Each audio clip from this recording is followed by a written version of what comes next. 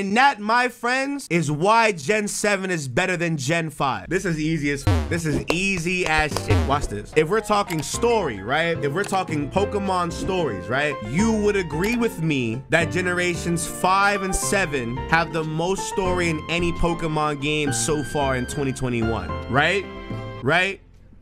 We're on the same page here. If I went through the entire story of Generation 5 and then the entire story of Generation 7, I promise you, you would change your mind, everybody that said no. But before we get into the video, we actually have a brand new sponsor. Today's video is sponsored by Opera GX. Baby, let's go. Now, for y'all that don't know what Opera GX is all about, do not worry, I got you like I got us. I got it. Opera GX is the ideal browsing experience. It comes with a sidebar that actually gives you access to sign into all of your messages such as Twitch, Facebook, Discord, WhatsApp, you name it, and you can get all your notifications in one place. They have a built-in music player so you can sign into your Spotify, Apple Music, YouTube Music directly. That way it saves you the time of opening up the application or going to the Spotify website. You can actually play your music in one place in one go. You can control it in everything, volume and everything. It's actually pretty fire. I listen to music damn near every single day, so this is like ideal for me. You can customize the theme of your browser so it's more tailored towards you and your unique style. They have hella themes, wallpapers, and colors for you to customize with, and it comes with a light and dark mode, so you know, for everybody on my night owls, we got one. And it actually has a feature that shows you gaming deals, new releases, upcoming games on like this release calendar.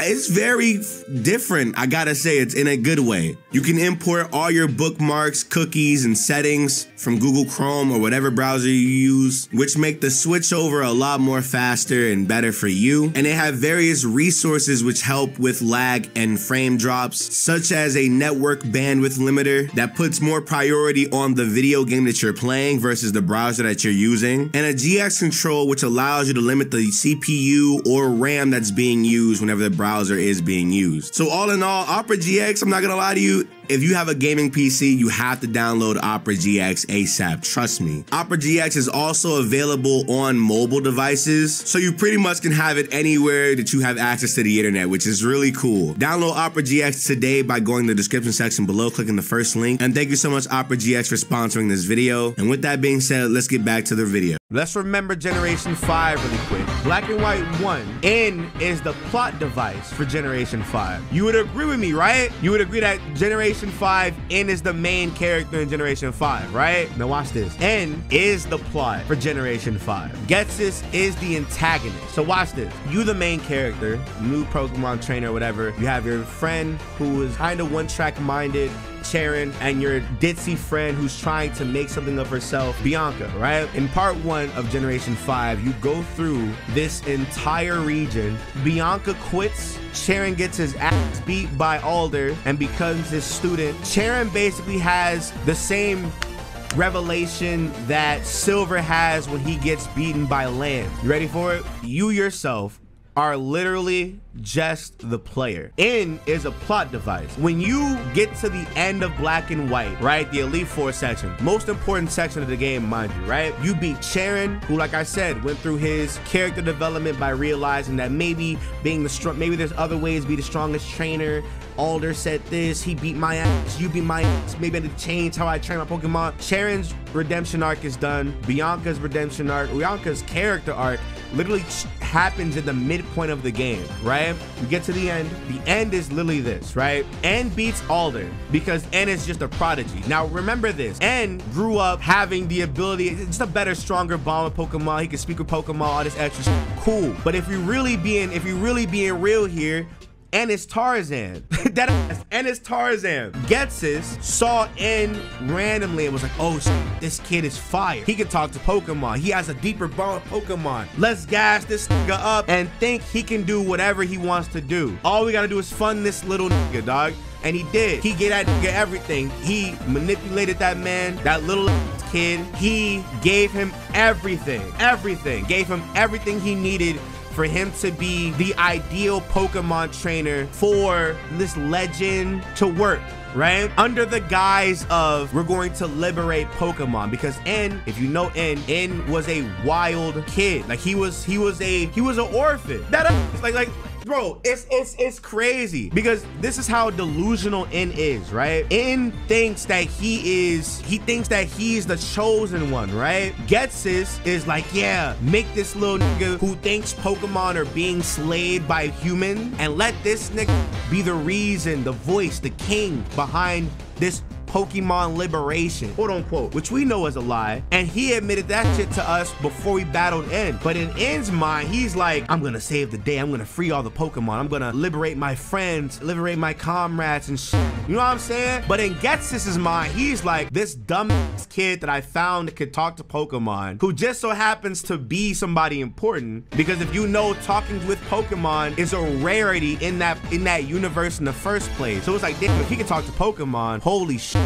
Let's abuse this little nigga. Let's have this think he's the chosen one, right? Get all these stupid ass people to believe in me, believe in this Pokemon liberation bullshit. Mind you, only me and like 5 other niggas know about the real thing that we're trying to do. But as long as we have the original dragon, as long as we have the legendary Pokemon, we're good. You, the player, you are the main character by coincidence, if that makes any sense. Like you have the plot armor, right? You're like the guy that just so happens to be the good-hearted character that just so happens to be the guy that was able to awaken. You know what I'm saying? You're the other guy that just coincidentally enough had to be the guy, right? Because think about it like this, right? Anybody could have been the good trainer. Anybody could have been the fucking, oh, your Pokemon love you. You just, you know, you treat your Pokemon. Anybody could have been that. You just so happened to be there at the right time. You see what I'm saying? The dragons reacted to pure-hearted trainers. Anybody could have been pure-hearted. But Getsis raised N from a child under the naive guise of, oh, hey, we're going to save and liberate Pokemon. So in a way, he's manipulating his purity. You just so happen to be a regular ass trainer that just so happened to be a pure-hearted motherfucker, but anybody could have been pure-hearted. N is the plot of Black and White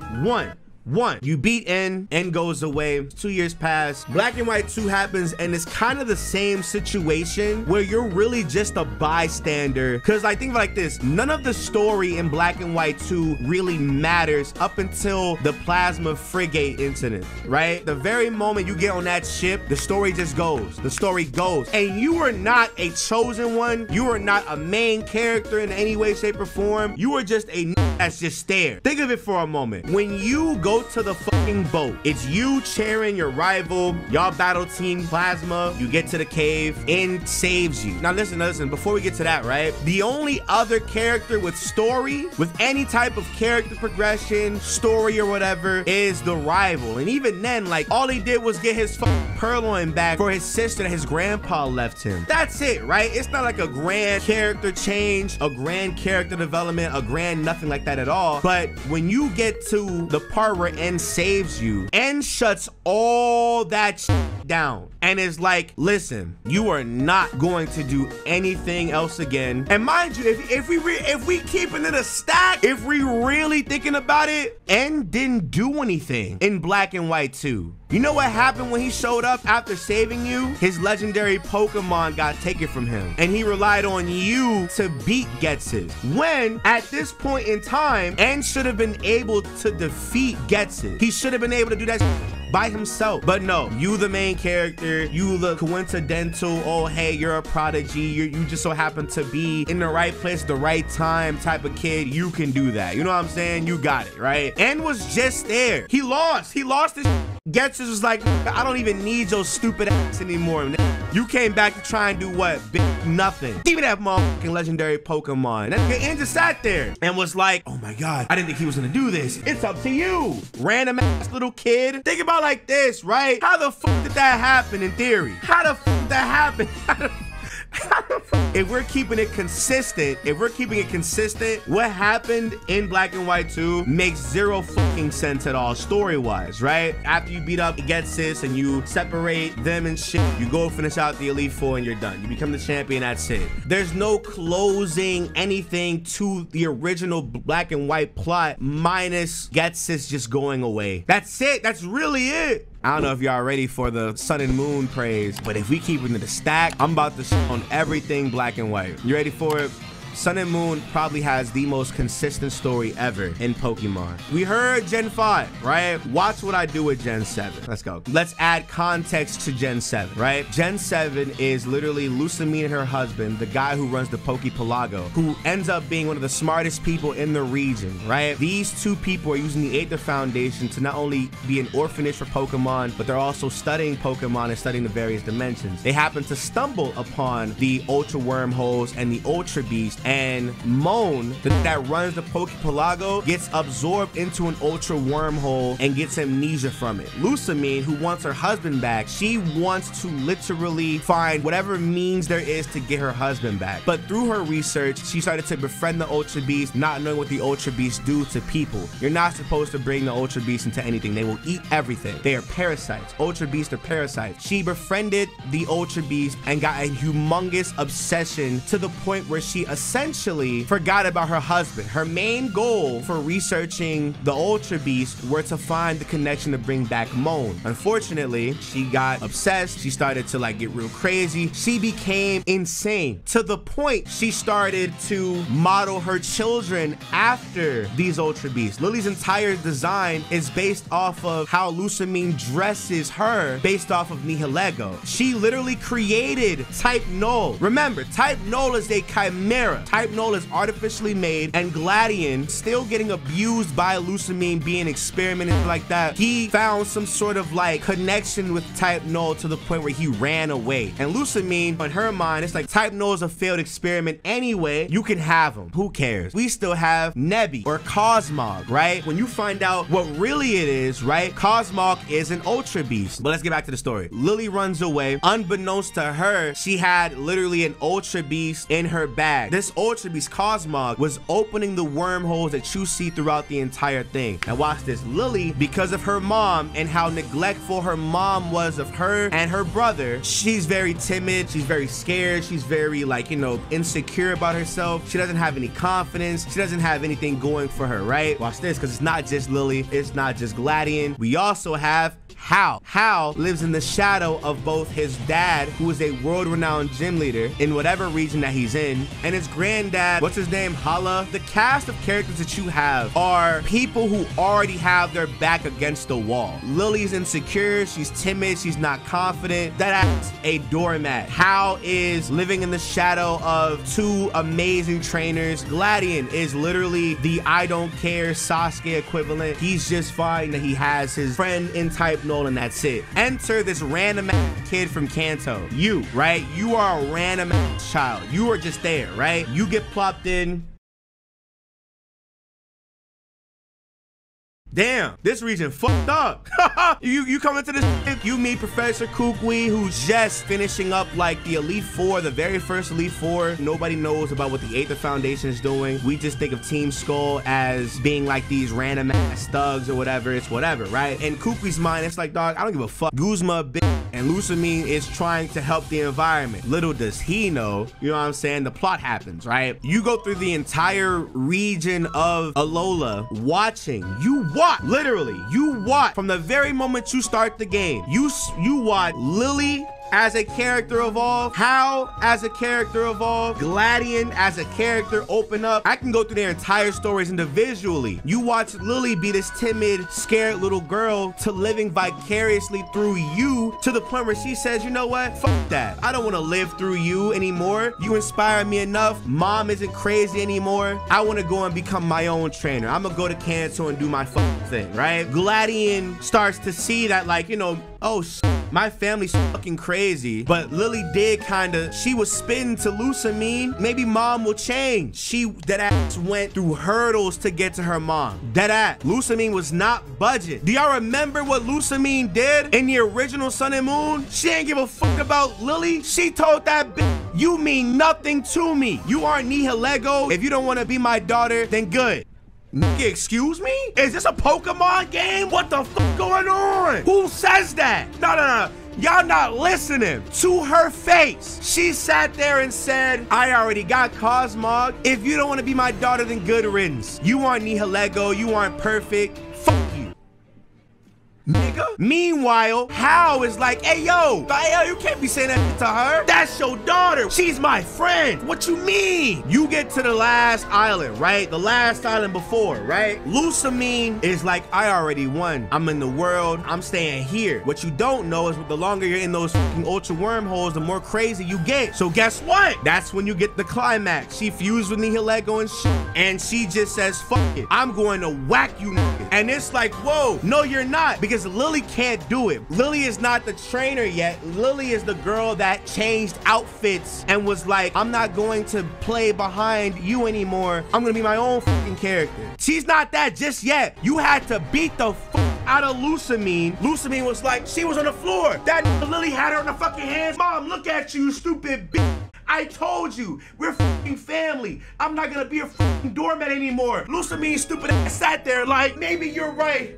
I am a bad mother. I'm so sorry. Meanwhile, you the main character. You're just like, Gladian comes back. He's like, yo, mom's not fucking crazy anymore. Gladian takes over the Aether Foundation. And he's like, while mom is recovering, I got this. You sat there and watched an entire family come together. We're gonna watch something. We're gonna watch something. Y'all wanna know why I hate the Ultra games? There's one scene in these games. Watch this. If you've seen it before, you know exactly what I'm talking about. This is regular Sun and Moon. Regular Sun and Moon, right? You just watch the entire family get together again. Lusamine realizes how obsessive she was and how fucked up she was to her children. Gladian becomes more open as a character. He's not a dickhead as he was when we first saw him. He starts accepting you as a friend. He starts accepting Hal as a friend, because if you remember, he used to hate this Hal. Even Hal grows up. He's like, you know what? I don't want to live. I don't want to be like my granddad or my pops. I'm gonna just be me. I'm gonna just have fun. I'm gonna just do what I want to do. It is what it is. I'm gonna just have fun with this bullshit, right? I need you to watch this scene. This is the Ultra game. You probably have never seen this before. Remember, the whole reason Lusamine went crazy is because of Moan, her husband, right? I'm about to blow this shit up. This is in the Ultra games, but it would have been better in the original game, because that would have made the story 10 times better. But in this scene, there's a part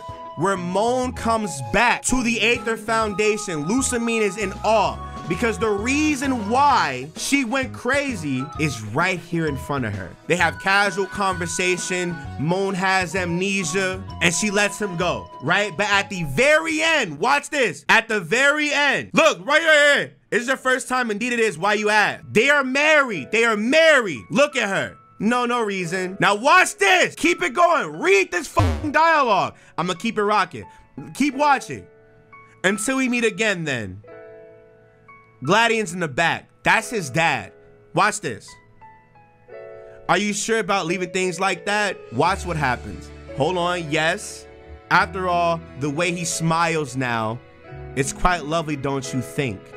That would have been the best send-off of any Pokemon story. But it's in the Ultra game. This is not the same Lusamine, because in Ultra and Ultra Moon, they changed Lusamine's role and they changed the character. Lusamine's not the same in the Ultra game, but in Sun and Moon, she's the exact same crazy fucking character. But this scene right here, if it was in fucking Sun and Moon, it would have been fire, but it's not.